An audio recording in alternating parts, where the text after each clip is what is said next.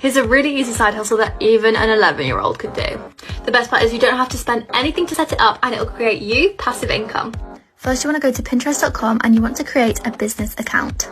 After you've created your account, click on ads. Next, go ahead and find interests and keywords. So in the search section, type in any product you want. So for this example, I'm going to do t-shirts. So you're going to look at the options that pop up, and then you're going to pick one that has a high monthly search. Then you're going to head over to Canva and you're going to pick a simple design.